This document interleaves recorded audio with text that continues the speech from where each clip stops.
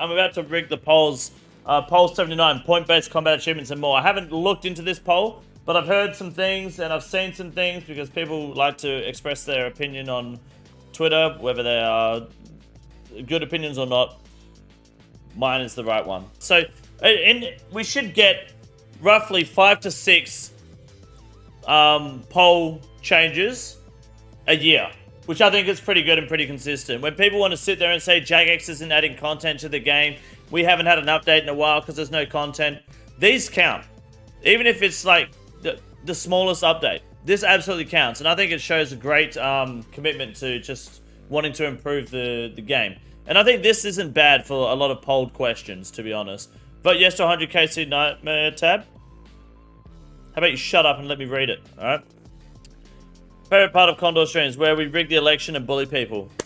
That's what we're here for, baby. That's why we show up in the morning. Alright. Point-based combat achievements. Before we even start, personally, I am on the fence with point-based combat achievements. Because on one hand, I think it's inconsistent because nothing else in this game is point-based when it comes to achievements well, yeah, achievements is essentially the word to use there. Your achievement diaries, your Korean favor, your even just like questing and stuff. Like you want your quest cape. They were trying to do that at one point where you didn't have to redo extra quests, so you just needed a certain amount of quest points for the quest cape, which failed miserably. So there's a few things where I'm unsure if it's consistent with the rest of the game. But PVMing is also such a big part of the game, so I think it depends. No new content in the game.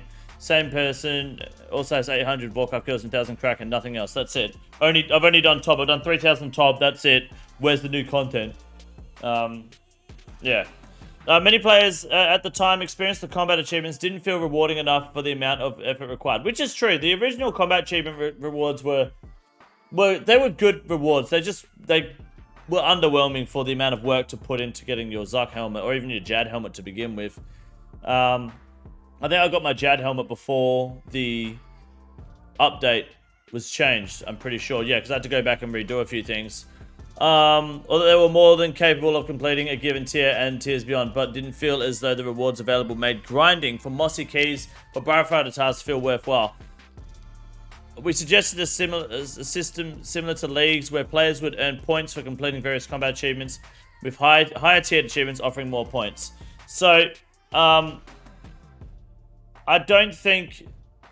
think if you're going to complain about having to kill moss giants for mossy keys for Briarfighter KC for the combat achievement diary, the combat achievement task, like, so what? I don't think that's what do you so that's part of the grind. Like, you have to grind out your void for the combat task. You have to do 1,000 chompies for the achievement diary. You still have to do tedious tasks. You have to get 95 Slayer to be able to do one fucking Thermi kill. You have to go do level 5 and all Barbarian Assaults. There's no, I think grinding out little tedious things that take you literally a few hours is totally fine. Like, it doesn't take long to get your Mossy Keys for Briarfighter. What is it, 5 KC you need? I believe. This is obviously the example they're using, but I think that example is poor when let me pull it up here. Bosses, Briarfighter, let's use the same example. 5 kills, and I think you could do everything in about 6 kills. So I don't think the argument for Briarfighter or Obo or anything, like, they dropped the required amount of KC a lot on a lot of these bosses. So small tedious tasks are totally fine. Best time to do wilderness bosses singles. I can't get 1 kill without getting PK'd. When I'm not in the wilderness is the best time. If you don't want the tasks of the CAs, then you don't do them. If you don't want to do the tasks of the CAs, then don't do them. Yeah, that's it. If you don't want to do them, then you don't get them at the end of the day. I think the point-based combat achievements is definitely copium, but I don't know if I'm completely against it. But we'll read on and see what they propose at least. The response is overwhelmingly positive, and it's something we get asked about every single day. Asked no longer, because we're ready to poll them. Alright. Our design is simple and shouldn't change anything for players who've already completed any tier in particular. Okay. No, it shouldn't. It should not. Like, the amount of points it would take for you to finish the easy tier should be equivalent to the amount of points the easy tier gives you. So that way it's impossible to have easy tier done and not have easy done. Like, you shouldn't be able to have everything up to hard done, and now with the rescaling, now you're not actually done with hard. It should be literally the value of the value of getting up to master should be equal to at least the master section of points. Point base evens out the playing field with all the cunts that bought the achievement carries. Yes, I think it does. Yes, that's why I'm on the fence about a few things, but we'll talk about it as we go through the blog. Our design is simple. Yeah, that's cool. We've even got a few mock-up images for our original pitch to help illustrate exactly how it works. Awesome. 33 points to next unlock. Sure. Step 1, complete a task and earn points. The points are indicated beneath the task. Yes. On the interface, but we've included a reference table towards the end of the section. Got you. Step 2, earn enough points to fill the green bar at the top. Yep, perfect. So that'll be to easy, medium, hard, elite, master, and then if it, like, grandmaster has to be 100% points no matter what. It can't be any less. It can't be 99%. It has to be everything done for grandmaster. That way, having the Zuck helmet doesn't matter. It's the same. There's no loss of credibility having the Zuck helmet. It's only really for master. Like, this is really for people that want to get the master done. To be honest, that's all it is. Like, getting easy to elite is very simple to do solo. Getting to master requires you to work with other people, and not everyone wants to pay for people to carry them. These thresholds are determined by how many points you would have if you completed every task or in a below every task in or below your current tier. Yeah, that's fair. Put simply, unlocking rewards for a medium tier would require 150 points. This is equivalent to completing all 33 easy and 41 medium combat achievements. Yep, that's pretty much what I was just saying. Yep, perfect. Perhaps you just can't stand the Dagannoth Kings. Getting to their lair is a bit of a trek. Or you've grown fond of hill giants and couldn't possibly bring yourself to tackle Obor's combat achievement. Who the fuck writes this? This means any players currently eligible for a specific rewards tier will remain eligible. Yep, perfect. Awesome.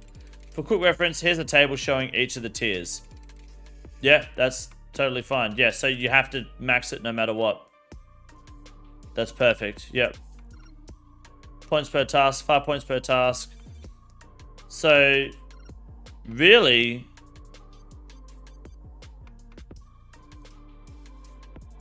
I'd probably be close to having my master done if this came through. What's up, Josh? We'll run a quick example by you all using combat achievements progress spread across all of the tiers. Yep. Cool. I understand this completely. Yep. 28 points is 14 times 2. Yep, that's perfect. So that would be leaving you at what?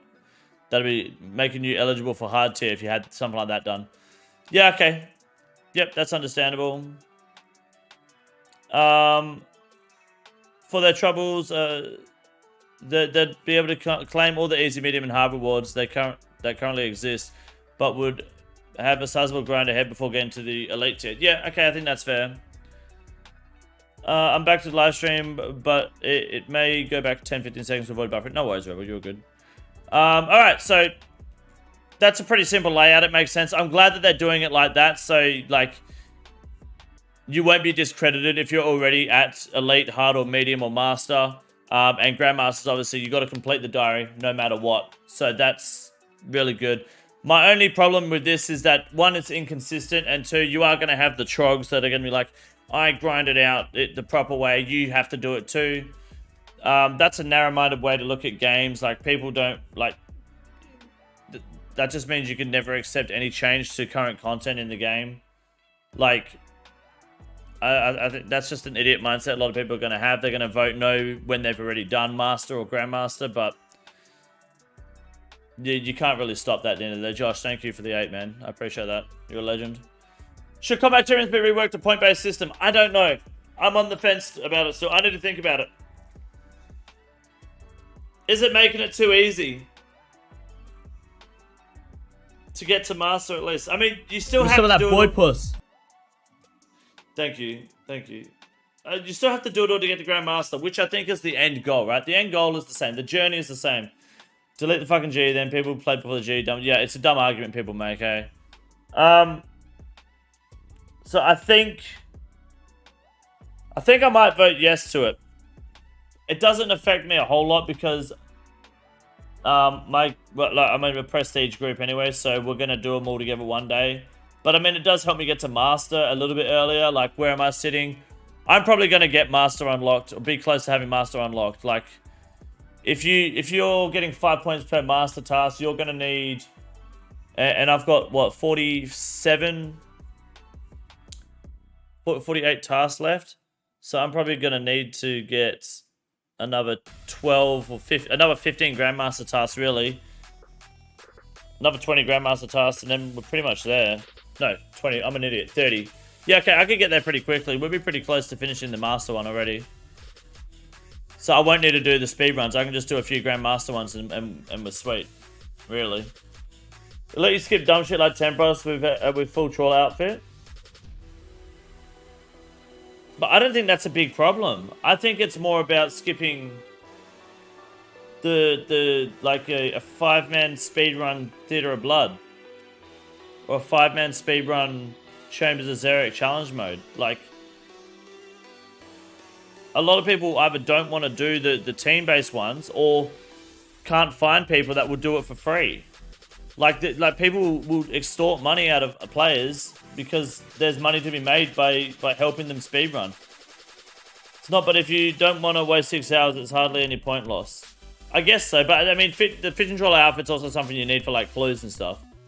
You know, so I think most of it is for the people like gatekeeping content. Kill count reduction would help a lot.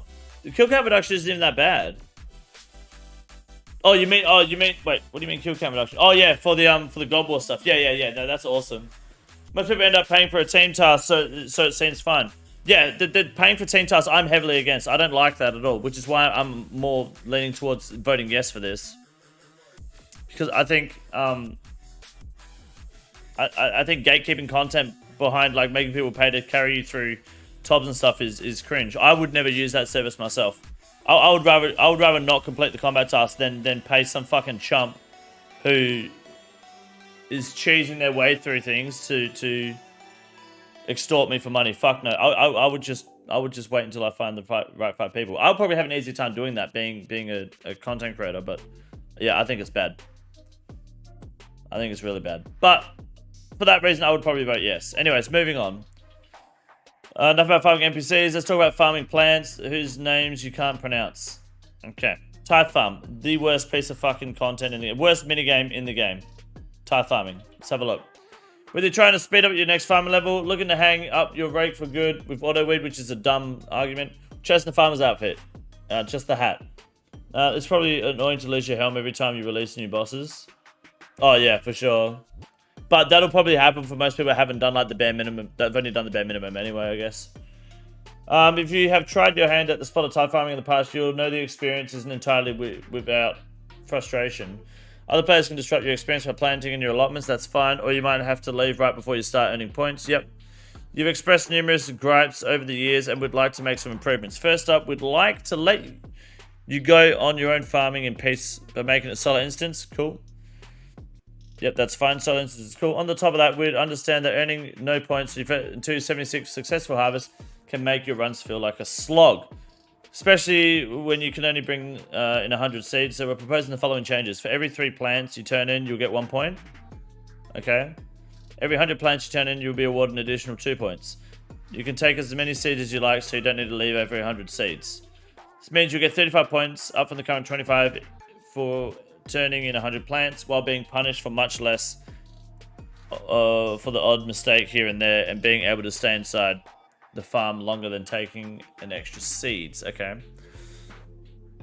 Looking at the above changes and wondering how on earth you'll ever be able to spend all those extra points. Don't worry, we got you covered. Any wine enjoyers among those living, laughing, and loving Zamrak would like to double the number of bloggers blessed. What the fuck are they? As players level their farming and increase their yield, they end up needing more blessings for each grace. What the fuck need? What? Okay. I don't know what this means. Why is it talking about fucking Italian dishes?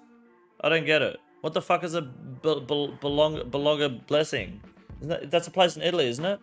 That's how you make Zami wines. I just boss. My bad.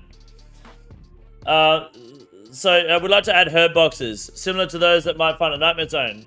Okay, we've seen requests for this over years that add some extra long-term incentive to the minigame. Since Iron players can't buy them with Nightmare Zone, we opted to include an Iron-only poll question to figure out if you'd like, this would be a welcome addition to letting Iron Men.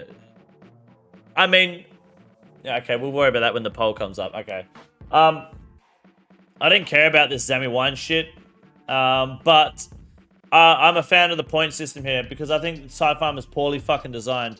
So that's really good. A point for every 3 plants, and you get 2 points for doing every 100, and you can take as many seeds in as you want, which means you can just camp it and it's not tedious.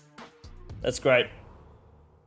That's fucking great. So yeah, I don't do the Zami wine, so that doesn't necessarily concern me, but it sounds like it's a good thing. And herb boxes, yeah. Should Thai Farm be made instance? Sell only content? Sure. Why not? Should we adjust the Thai Farms? I think ideas like that is a no-brainer. Like, if you're removing the ability for people to grief with no loss, like, who the fuck Thai Farms together? So, yes, absolutely. Should we adjust the Thai Farms gameplay to function as outlined in the blog by awarding points? Yes, absolutely. Should we double the amount of Bologna's blessings? Sure. I don't know what that is, but yeah, that sounds good. Should we add herb boxes similar to the Nightmare Zone? Yes. And should they be Iron Man? I think they should be. I think at Thai Farm, they should be Iron Man. Swap the herb boxes for crates of wine and fuck off making Zami wine. See, that would be pretty good, to be honest, if you could just buy Zamorak wine straight up. But I think herb boxes are okay in Thai Farming because you can't AFK the fuck out of it like you can Nightmare Zone. You and Mike used to type together? That's cute, but you guys are also married, so, you know, that doesn't count. Other people can't help you with them. Why shouldn't they get them? What do you mean? With the herb boxes? Yeah, well, that's the thing. Oh, here we go. Stale Baguette coming in. Good luck. Oh, it's a kebab. Fuck you, sandwich lady. Yeah, I think herb boxes for Nightmare Zone could be easily AFK'd and cheese, which is shit. So I'm okay with them being here because you can't AFK this overnight. Did for my herd sack, I'm never going back. 17 more farming XP, that's disgusting. Sleepy Tablet, okay. Sunny Nightmare, it can be pretty draining, boss, owing to its high intensity and long fight duration. On top of the fight itself, the run there is great if you're looking to get your 10,000 steps a day. I don't think the run's that bad. It's like, I think it's faster and easier to get to Sunny Nightmare than it is to get to fucking God Wars dungeon, even with the hilt. Like, unless you have an ecumenical key on you. So I don't think it's that fucking bad. Sleepy Tablet has 1 in 100 drop that adds a nearby teleport option. Yep, it's awesome. Going dry on this particular item can be disheartening. Yes, we'd like to give the Sleepy Tablet a drop mechanic similar to Vorkar's Head, where you'll be guaranteed to receive it at 100 kill count without having obtained one already. For everybody, anybody over the kill, it's already there, so you'd receive your next kill from Sunny Nightmare. I think that, or, hear me out, add the drop to the normal Nightmare. I know the normal Nightmare is not super popular, but it's very easy to get a bunch of people together to kill the Nightmare, and it's a very easy boss to kill. So, you could just smash Nightmare out with a bunch of people and get the tablet as well. I think that's also a good idea, but this is fine because, yeah, I think I was very close to 100 KC. I'm over 100 KC on my main and don't have the tablet, so yeah. Sebe said he spent 5 days in game time running to Nightmare. Yeah, but that cunt's also got how much fucking KC? Demonic Gorillas. These twisted Samians are added to old school alongside Monkey Commander soon, have since become a staple. Yep, whatever. I'd like to modernize them a little bit and add a visual indicator for when they swap their attack style. Similar to what we've done in the past with the Hunter and Alchemical Hydra, this indicator would tell you exactly what style they're switching to. So you'll still have to step back to or coin flip occasionally. It wouldn't tell you, of course. We'll cut down on the need to keep count of every attack, potentially 1,000 kills. Yeah, that's fine. I don't think it's yeah, I don't really have a problem with that, but I can understand a lot of people do. So sure, making a small change that resets their HP if they've been damaged and left alone for a short while, which should alleviate some of the frustrations being attacked by demonic gorillas who won't provide any loot when killed. Oh yeah, that shit's fucking annoying. Yeah, I think that's totally fine. Cool. And then the hunt lift, yeah, they got the perp shout out there. I don't use that plugin because I'm not a shitter, but yes. Should we add an audio cue to the crystalline and encrypted hunt lift to indicate when the boss has switched attack style?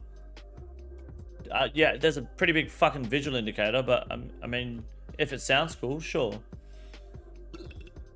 Blue Dragon Scales.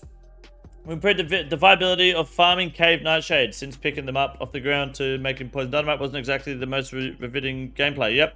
Blue Dragon Scales are a herbal secondary ingredient primarily obtained by picking them up off the ground, meaning we've seen renewed requests for alternate means of obtaining them to help players stock up on antivirus potions. I'd like to make them attainable through combat, giving you the ability to simply... Are they not? Really? Okay. They won't be needing them anymore. We're aiming to avoid having them come from interacting with Blue Dragon hide due to the volume of hide already in the game. Yeah, that's fair. There are a few types of blue dragons in the game, ranging from pretty weak to fearsomely strong. Okay. So they reckon baby blue dragons have a 50% chance to drop adult blue dragons, drop 2 noted blue dragon scales. Brutal Blues 3 noted, and Forecraft drop 5 noted blue dragon scales. Should they be noted? I think they should be noted if you've done a diary requirement. You know, so bot.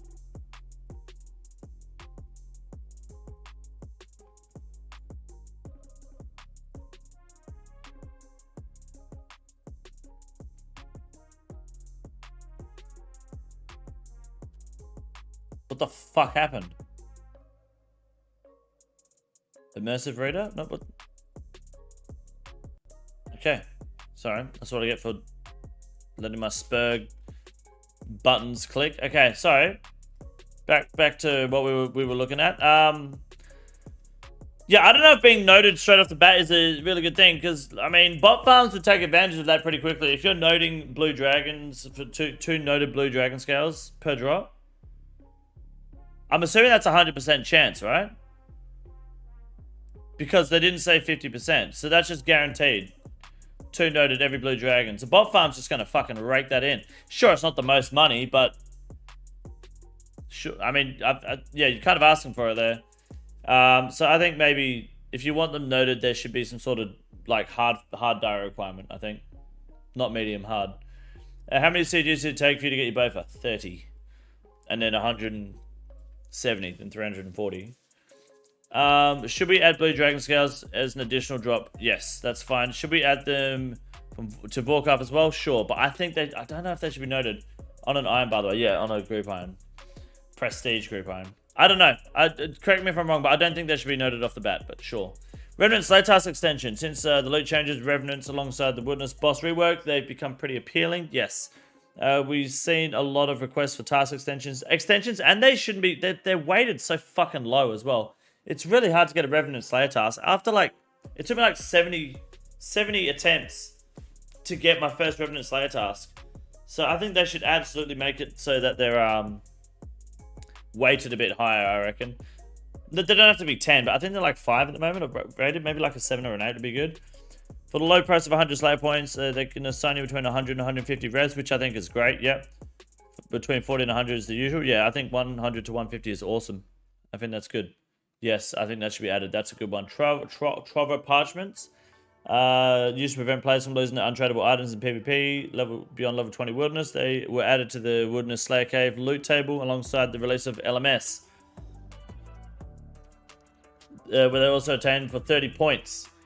Yep, okay. Since their cost in Just In Shop was reduced from 30 to 18, but their drop rate in the Woody was never adjusted. Should they adjust the drop rate? I don't... I mean, is someone complaining about that? Who the fuck has time to complain about that? Travers will tank if this passes no, why would they? If they weren't noted and you picked up hides, bones, and scales, you would only be able to do 5 dragons per inventory. Then you better do your diaries, steamed hams. I think that's do your diaries, just to avoid a bit of like early game botting. I mean, I should we double the number of travel parchments received? Double the number of travel. Okay, yeah, sure, but yeah, that's fine. Travel parchments won't tank because of this. No, absolutely not, because they leave the game faster than they come into the game, not including LMS. Like they leave the game fucking quick, like just through Slayer drops alone. They're easily travel parchments are deleted from the game much faster than they come from Wilderness Slayer. They come from LMS. People buy the fuck out of an LMS because 18 points, that's 2 games. That's 2.5 games. So, nah, I wouldn't worry about that. They're deleted from the game, and then there's also a price to use them. This isn't going to make them tank, no. Swamp Bark and Blood Bark armor. Okay, cool. I use this stuff. Specialist upgrade to Split Bark. Yep. What are we doing? We'd love to tweak these so that they're a little stronger than Mystic offensively. That'd be fucking amazing. Additionally, we've seen suggestions in the past to rebalance these sets so that more of their unique buffing effects sit on the top of the legs as opposed to the gloves and boots, giving players the ability to fit them in around more conventional setups. I think that's cool. I think they should be better than Mystic, purely based on the fact that even though it's more of a tank build, in terms of armor, okay, I thought the Split Bark was higher level than Mystic Robes. Okay, maybe not. Oh, Swamp Bark's level 50, then yes, it should. Swamp and Blood Bark should be higher because they're a higher tier armor than Mystic for sure. I think that just makes sense overall, but yeah, no, for sure. Why not? Look how stupid these little questions are. Well, that's the point of the poll. It's for little things. Like these poll updates are for small tweaks and quality of life updates. That's why they're called the quality of life updates. Permanent volcanic mine access. I didn't know there wasn't. What? Should we have permanent access? What happened? You have to pay for this shit? Business is so good, in fact, that he's willing to offer you a one-time payment for entry to the volcanic mine. You have to pay to enter that? Do you? 3,000 Numalite, 100 times the typical... What? Sure. I didn't even know there wasn't permanent access. Okay, yeah, that's a no-brainer, sure. This handy storage option has been an absolute must-have for any wilderness adventures. The looting bag, yes. Allowing you to stock up on even more slots of any loot you obtain while enjoying the ambience of old-school RuneScape's notorious barren wastelands. Seen a number of requests for another means of stocking up on these, being able to reobtain. This is so you can have more than one in the bank, right? We'd like to add them to the Slayer shop, similar to the Rune Pouch. Sorry? Rune Pouches can be purchased at 75 points LMS, 750 Slayer points. Since looting bags are available for one last man standing point, we'd like to offer them for 10 Slayer points. Oh, to use Slayer points. Oh, okay. I mean, yeah, sure. Because there is Wildy Slayer. Okay, 10 Slayer points to buy your looting bags. There's nothing wrong with doing that. It's a bit dumb because then, like, why don't you put the herb sack in LMS? Because the herb sack's also in the Slayer Master, but it's in TIE Farm, so it doesn't matter. It just sounds dumb to compare an LMS and Slayer shop, but then Wilderness Slayer is a thing, so yeah, whatever. Yeah, that's fine. I don't think the Rune Pouch example is very strong, but sure, okay. Spice Rack. Ultimate Iron Man thing, they whinge about this all the time. Yeah, no, as Foe said so boldly today on Twitter, the way to play RuneScape is to make your own unique play style, snowflake way to play RuneScape, and then after a year of playing it, complain to Jagex and have them make it easier for you.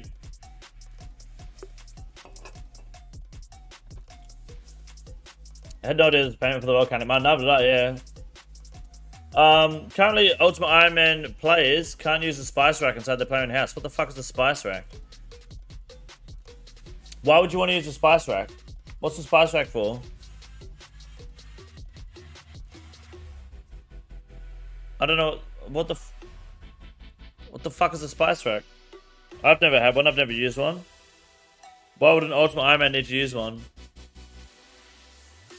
Is it to store spices? Oh. I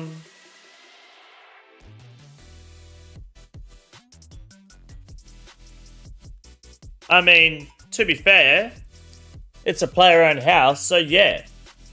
It's your own house, you built it. Why not? Can I get a Hoya? No, you can suck my dick. I think it's fine because it's your player-owned house. If it was a spice rack in like the fucking Lumbridge Castle, then no. But I think you should have access to the shit in your player-owned house. Like Ultimate Iron Man can store things in their fancy dress box, right? And their cape racks. So yeah, I think that's fine for that's part of the player-owned house experience. So I think yeah, that's totally fine. Ultimately, you should just get your fucking level up. But yeah, okay. Stash units. In the recent update, we're allowing a greater range of items to court the master clues. Yep. When doing this, we blocked Ultimate Iron Man from storing Abyssal Tentacles, Guardian Boots, and Primordial Boots, and said we'd poll these changes specifically for Ultimate, so we won't be able to vote on this anyway. This is us making good on that promise and giving you the chance to decide whether or not you'd like some increased options. Of course they're going to vote yes. Why wouldn't you? Why wouldn't you vote yes? Those are some tedious fucking grinds. Yes, yes, yes. They'll get passed. It doesn't matter. Self-casting teleport item.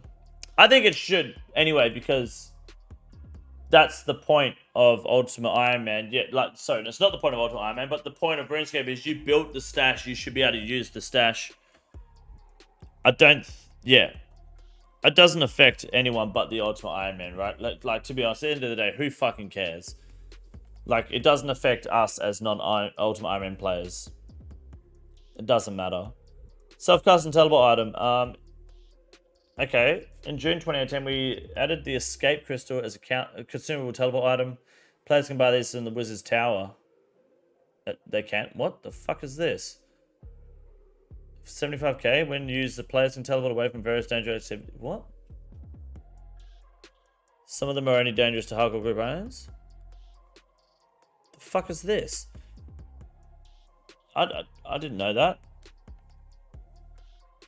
You think Ultimate Iron Man should be able to make armor sets? I've got a side hustle on the Ultimate Iron Man. It's a bit peak grind barrows not be able to store it, or many others other than one stash. You know what you mean to make armor sets? You mean like make fucking bronze armor? Yeah, of course. I didn't know these things existed. We'd like to propose either a brand new item or an update to the Escape Crystal or Ring of Life that would teleport players to safety if they stop interacting with the client for a while. For example, during a disconnection where you're unable to interact with the client, you'd log back in to find yourself in a safe location.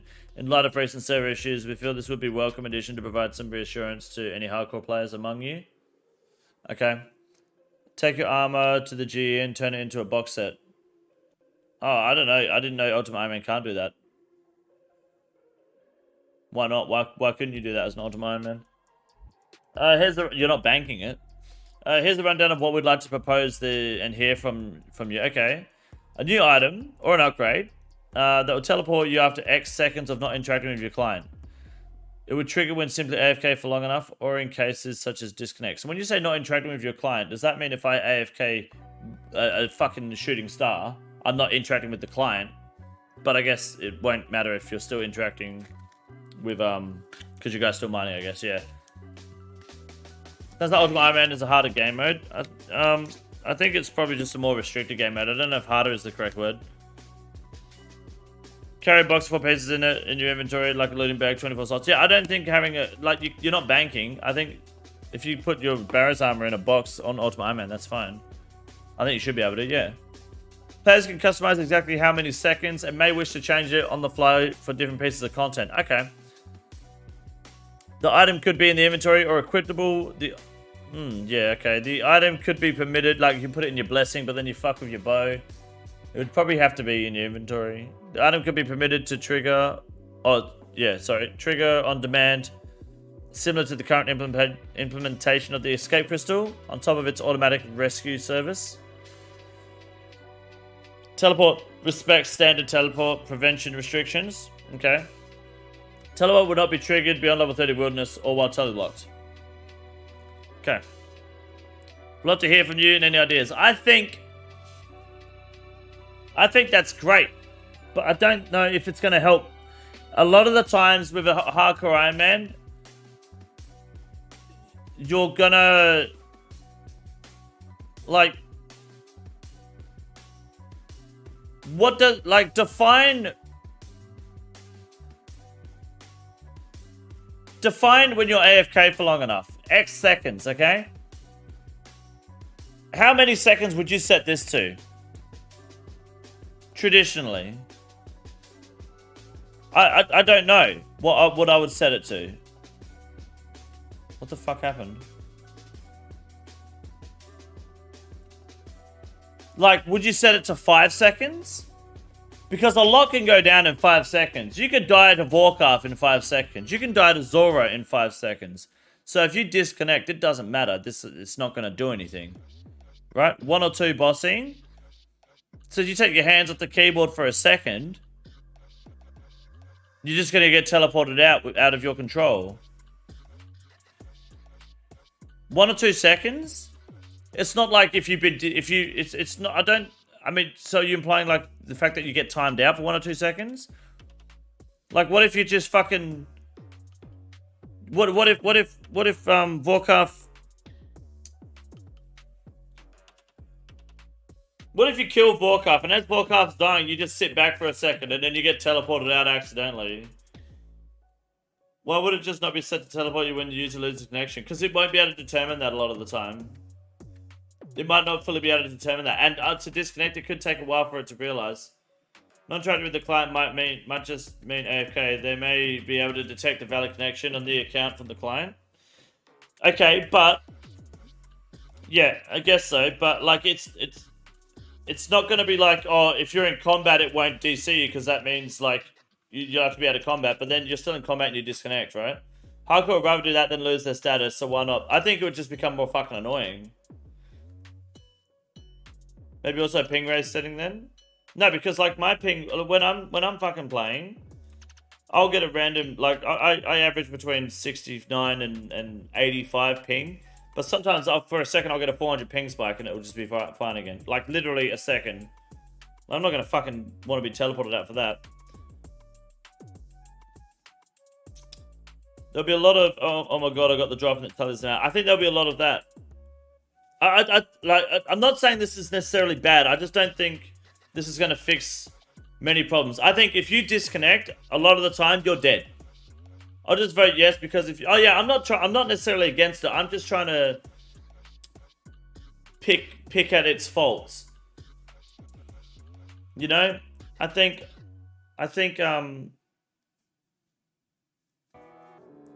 a lot of the time there's instances in 1 or 2 seconds you might chill out for a second, like in Tob. What about when you're in Tob and you're walking around Bloat's room and you're waiting for the fucking meat and you're waiting for him to go down, so you're just standing on the corner. 1, 2, you're out. Teleported, gone. You know? Jen said this account is logged in but can no longer see where from the log out after X seconds. Is that a thing they can do? I'm not confident it will be implemented in a way that will actually save people. I think this will save instances like where Bodhi fucking clicked into Corp and then was AFK for like 12 seconds taking damage. Sure. But what if Jagex fixed their servers? Well, they rent their servers. I think a lot of the time it's not fully their problem or their fault. So there's only so much you can do. But I'm sure they try to do their best. Watching Jagex made me want to start my own MMORPG. Damnation Dog, you've come up with the most dumbest shit ideas I've ever seen in my chat. Your MMORPG idea will be, guys, your membership is $2 a month for a day, but it only goes down when you're logged in. And then you'll just go under in a week. And no one will play your fucking game. Should we add it? Add it, but yeah, it might not save as many people as people may be thinking. Unpolled changes. Alright, here we go. Abyssal Lantern. The Abyssal Lantern is a staple in Guardians of the Rift. It's also shit because it's useless outside of Guardians of the Rift. Its handy light source lets players put their fire-making abilities to use by burning various logs in exchange for a variety of effects. Yep. On our initial poll, the Guardians of the Rift suggested the Abyssal Lantern would be a reward players could purchase with Abyssal Pearls, similar to the Remnants of the Eye. Yep. During development, we feel as though it made sense to thematically come from the shop rather than It didn't feel it would make sense to come to the shop rather than the Abyss, and we didn't want players to feel like they'd have to choose between the remnants or the lantern. Okay, so we opted to make the lantern the drop. Perfect. Since you made a clear decision, missed the mark, especially those going for particularly dry on an elusive offhand. As a result, alongside the changes, we've been giving players the option to purchase the lantern for 1,500 pearls. Getting it fucking done. Right, like a chat. Miss, thanks for the 8 months, I appreciate it. What if people understood that their own residential grade internet connection is infinitely more unreliable than Jagex servers? Yeah, a lot of people that complain about server issues is most of the time it's their own fucking internet. Like, I don't have a lot of these. I was playing on satellite internet for a long time, and I wasn't having half the issues people were having. So, I think a lot of the time it's your own fucking internet. Use the ping grapher plugin, not just the, my ticks are taking 700 MS to respond. Shut up. What's up, Cheese? How you doing? I appreciate that, miss. Thank you. Thank you very much.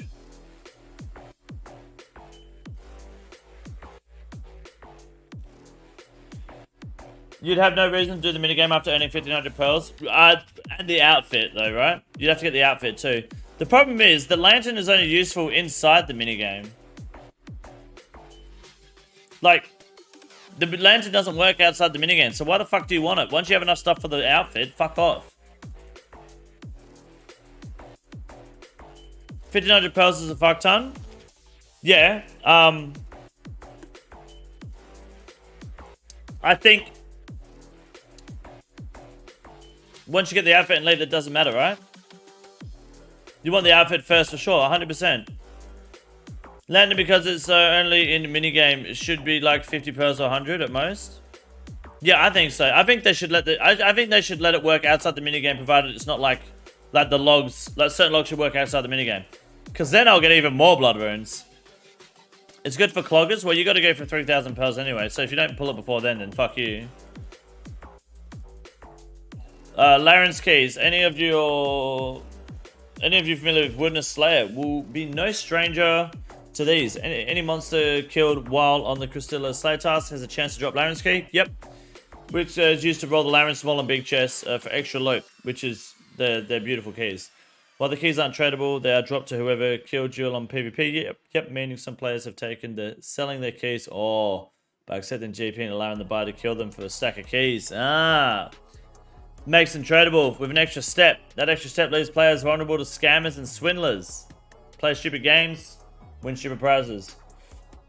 As a result, we'd like to make them tradable. Which means Wilderness Slayers could just sell off their keys for a quick profit, likely make a little more by taking the risk. Oh, okay.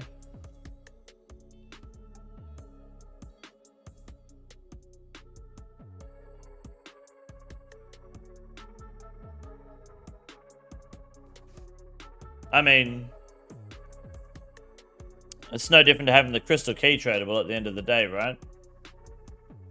Just means people are going to speedrun the fuck out of that chest for the, what are they called? The Dagon High Robes. The Dagon High Robe prices might drop.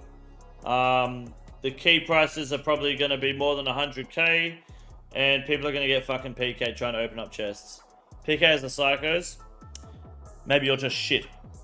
But yes, a word that strikes fear into the heart of anybody with much experience. What about next? At the Zoroastrian God Wars General. Yep. I don't care about the lore. Give me something good. Cut down on griefing.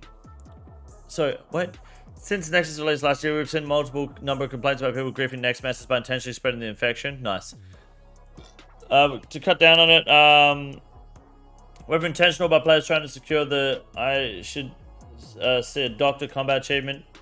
We'd like to upgrade the face mask and Slayer helmet to prevent the cost spreading from other players while worn. This would be in addition to its existing effect while the frequency of your cough is reduced while worn. Okay, cool. That's fine. Zealot robes. I thought that already did that, to be honest. Zealot robes. These blessed garms are obtained by Shades of the Catacombs. Each piece provides 1.25% chance to prevent bones or ensouled heads from being consumed while you're training prayer. We'd like to extend this effect to work at the Ectoph Hunters. Oh, that'd be cool to give you a chance to save your bone meal. That'd be fucking lit, cunt. If it does that, I would absolutely go and get the robes. For sure. That'd be fucking lit. Prevent you from spreading, but doesn't prevent you from getting it. Yeah, that'd be pretty good. Future changes. Skilling pets. Yes. But here's our first of 3 discussion points. Focused on what exactly is a skilling pet in your collective eyes. If it sounds weird, it's probably because it is. Because hear us out. Yep. For those, if you're not aware yet, you get 15 times the chance, yeah? If you go 200 mil XP. Yep, we know this. Understandably, this impacts a relatively small number of players, but we've seen some calls recently for the Phoenix pet obtained at Wintertop, which I have, by the way, IRL, to be given the same drop rate increase for players of over 200 mil farming XP. Sure. I mean, are you going to do that for Guardians of the Rift as well and Temporos? No, it's 15. It's 50. Oh, at 99. No, fuck you at 99. I think you'd have to do this with Temporos and Guardians of the Rift though, otherwise that's just inconsistently ignorant. Right? We believe a lot of players do this. I mean, yes, that's fine, but yeah. We're interested in this because it could be argued that sets a precedent. Do you consider the Phoenix pet to be farm-making pet? Even though it's technically a Wintertop pet. The same thing has to be asked for Temporos and Guardians of the Rift. How many people would this affect? 5? Fire-making? A lot. A lot of people.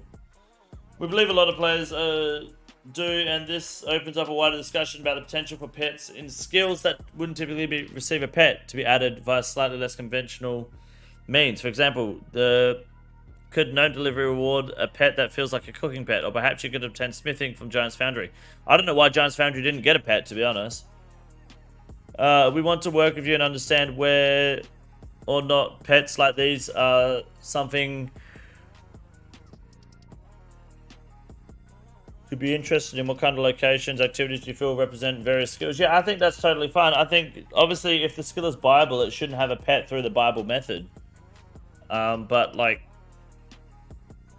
yeah, Giant's Foundry, I thought would have come with a pet for sure. I'm not looking to force pets into skills if you don't feel as though they are a strong fit. That's totally fine. Yeah, I think as long as it makes sense and it works. The people at Jagex have genius IQs. Why are you such a fucking, like, negative cunt? Dalmatian dog. Mini giant pog, yes. Slash weapons, for clarity's sake, we'll be referring to slash weapons in this section. A slash weapon is a weapon that, when equipped, will guarantee 0 damage when used in combat. Oh, splash weapon, sorry, my bad, yes. So what about them? For many of you reading, these wouldn't be particularly impactful, but for level 3 skillers among you, however, this would be a significant and simply welcome change. Okay, many level 3 skillers write Slayer off, even though it's possible to translate about gaining combat XP. You can expect to spend around 7,000 hours or more less AFK at the Varrock Museum. Slayer used to be a little more viable as a grind for these players before the removal of the partner Slayer. Yep, I mean the members of this community can have been able to achieve XP rates in the past that are no longer possible. Without getting bogged down in the finer details at this point, the splash weapon makes Slayer a lot more attainable goals for these accounts. If you ask us, what the fuck, a mirage? A mirage? I don't know what that fucking word is. 1,300 plus hours for 99 Slayer seems like light work, but we've had many members of the level 3 skiller community reach out and ask for us to reconsider our stance on these weapons, to give them new goals to strive for. And even I don't even understand any of this at all. I don't understand any of this. So, can someone give me a TLD on that? I have... This went over my fucking head instantly. Unintentionally added weapons that do this. To remove both of them and say we'd like to talk about more in the future. I don't get it. What do you mean? So, it does damage but gives 0 combat XP?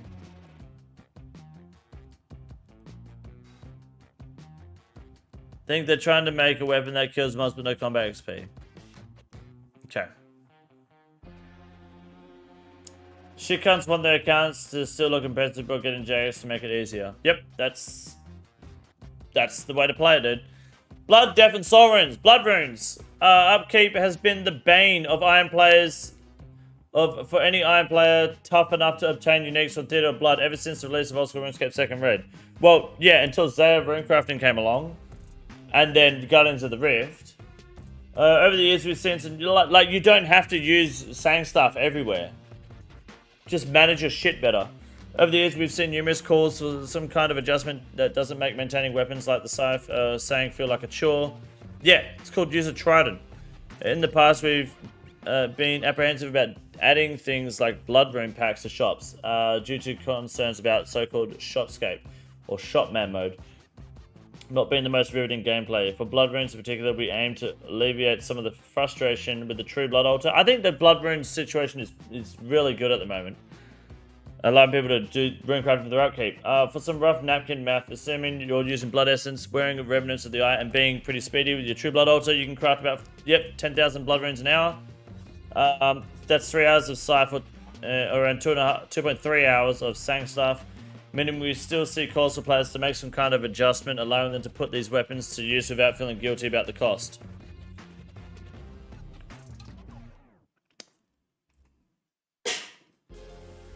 I don't think it's that fucking bad. While blood runes are the main offender here for players, we're starting to see calls for improved sources of soul runes, so Tunic and Shadow is happy to eat them up in exchange for immersive power. Yes, death runes also crop up from time to time, with the focus being more on the quantity of them alongside blood runes that Irons buy for Ice Barrage while training Slayer. Would use Ice Burst to begin with, not Barrage, but sure. So I'd like to be able to address those two. Okay. We'd like to open the discussion up and land on a proper solution that works for you all. We're mentioning all of this now. Try and gather information. Alright. In the past, I've seen a handful of common solutions that should provide a solid basis of discussion. Okay. How about rune packs in the shop using Guardians of the Rift pearls as currency? That would make Guardians of the Rift viable after outfit. Probably not a bad shout, as long as it's balanced well enough to make it worth your time. What you want to do is raid, don't be an Iron Man so you can buy supplies. Yeah, I think if you're an Iron Man, the last thing you should be doing is complaining about blood runes, at least. I don't think blood runes are that difficult to get. Like, if you wanted to raid, guess what you got to do in downtime? You got to go grind the runes. I mean, that's what I do, at least anyway. And I know people don't want to do that, but maybe don't take the Scythe to every top run. Maybe just take the blade every once in a while, you know?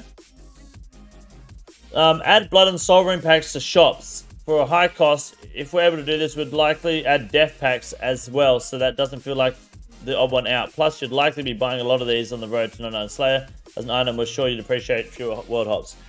Death rune packs I am absolutely all for. Blood and soul I don't really care for, but they would be fucking expensive. I don't really care for blood and soul as much. Death, absolutely. Any updates on shitty RS3 news? Yeah, if you wait for rune news, sure. Death packs for sure. Blood and soul, I don't really care. You can or you can't. I wouldn't be buying blood or soul because bloods are too easy to make and souls aren't that bad to make, and I don't go through them a whole lot. But souls are everywhere. You can get soul runes fucking anywhere. If you do a full task of the Hydra, you're going to come out with like 20k soul runes. That bitch drops that shit. So I feel like soul runes are dropped quite a lot in the game. Improving various skilling methods further. I think there's nothing wrong with improving the rune crafting skilling methods for even more content. Reducing the rate at which weapons like the Scythe, Sang stuff, and Shadow consume charges. They've already done that with the Master. Isn't there like a blessing you can equip with the Master achievements to have a 5% chance to not consume charges, which is 1 every 3 casts or every 3 swings, which I think is pretty good. And if they're going to add point-based combat achievements, you're going to see a lot more of those coming into the game. It says Desert Treasure doesn't have a new way to obtain runes also. That's also true, yeah. Consider expensive methods to make some of these weapons permanent, similar to corrupting the bow. I don't know about that.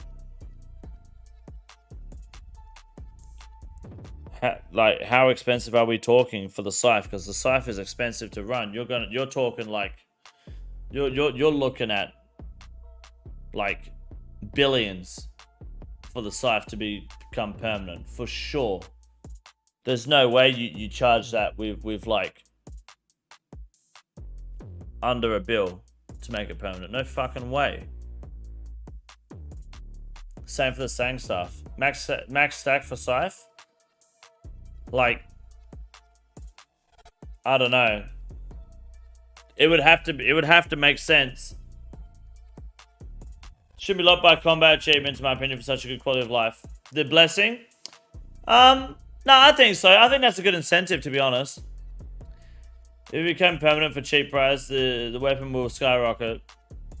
I think if it becomes permanent regardless, the weapon will skyrocket. I don't think it's important. I don't know why they want to make the permanent. It depends on how they make it permanent, to be honest. Yeah, I don't know.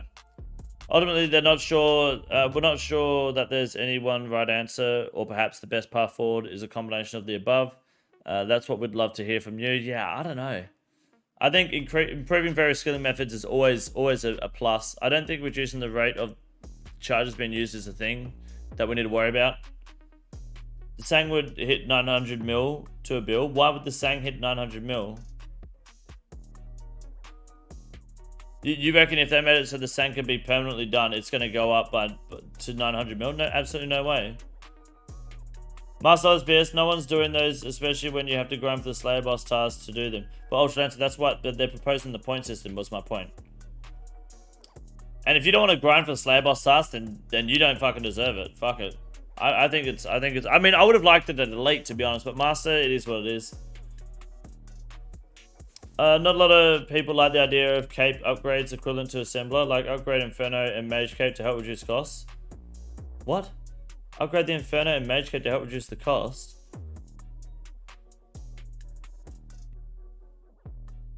Oh, like, I see what you mean. You'd have to be able to upgrade the Fire Cape as well as the Inferno Cape, though. The Inferno Cape might just do it better. Dalmatian, you're not understanding what he's saying. Because of healing abilities at no cost. For the Sang stuff. The Sang stuff won't hit 900 mil, though. Or anything like that. Because it has healing abilities at no cost. Because the Shadow will still heavily outperform it, combat-wise. The main area you will take the Sang stuff over the Shadow is Olm, Solar Olm, like a Solar CM Olm. That's the main place you would consider taking the Sang over, and even then the Shadow, if you're really good and know what you're doing, and you're speedrunning, you'll just run the Shadow anyway and just run a Blood Fury. Otherwise, if you had a Shadow, you wouldn't run the Sang in most places. A Mage Cape which has a chance not use a rune would be cool, much like an Assembler. Yeah, but again, guys, what you're missing here is that there is a blessing that does that already in the game. So I think adding another one, does it stack? Do it far though? Does this mean it should work for Zora scales as well on the blowpipe? But no, that's got its own built-in one. What about Serp Helm scales? Like, how far do we go with charged weapons? You know? So I don't fucking know. With that initial poll 79 blog comes to a close. Okay. I think, all up, brief rundown. Point system, I think, yeah. I think yes to the point system. Type farm, all yes. Sleepy tablet, yes, but also consider putting the tablet on the Nightmare without capping it to 100, just a 1 in 100 drop. But I think being on the Nightmare is also good. Demonic Gorillas, yes. Hunliff, yes. Blue Dragon Scales, yes, but consider putting noted behind a diary requirement. So, like, a Falador diary requirement. Because most of them are killed in Falador. Purely just to stop early game botting. Revenant Slayer Task extension, yes. Parchment, yes. Blood Swampbuck, abso-fucking-lutely. Yes to the Volcano, yes to the Looting Bag. Spice Rack, yes. For Ultimate Iron Man, yeah. Self-cast teleport item, yes. I think yes to everything in this poll. I think this is a good poll. Very good, yes. Top tier. That's your poll 79 update discussion. My thoughts, at least. By your boy. Fucking like and subscribe. This is the easiest move in the raid. It's quite simple. You got a big boy. Look at him. God damn. Fuck me. Look at that boy. It's huge.